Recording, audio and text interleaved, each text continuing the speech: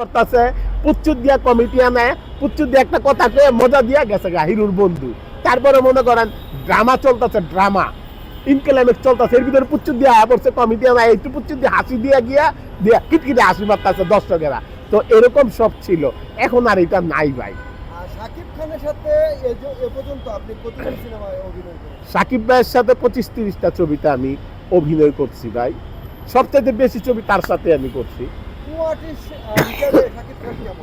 Co artist হিসাবে শাকিব খান ভালো একজন মানুষ, ভালো মনের মানুষ।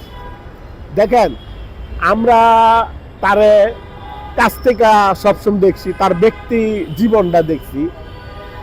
অনেক ছবিতে তো তার সাথে আউটডোরে ছিলাম। বদুল আলম খোকন ভাই, এমবি মানিক ভাই, তারা কিন্তু সাকিব ভাই ছাড়া ছবি করতো না। আমার যখন নাকি এমবি মানিক ভাই তোর কারণে বেঁচে আছিতে নিল, তখন প্রথম ছবি সাকিব ভাইয়ের সাথে আমার তোর কারণে বেঁচে আছি, 4-5টা সিন সাকিব ভাইয়ের সাথে। তারপরে কি করলো, বদুল আলম খোকন ভাই আমার নিল।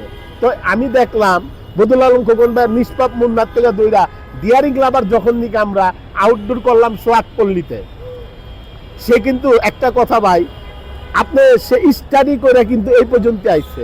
আপনি বিকালবেলা যখন মেকআপ হইতো তখন সে ব্যাটটা হাতে নিত, আর আমি হইলে গিয়ে ফিল্ডিং করতাম, বল ক্যাচ ধরতাম, আর হ্যাঁ হইলে ব্যাট করতো। আজান দিচ্ছে ভাই, আজানের পরে।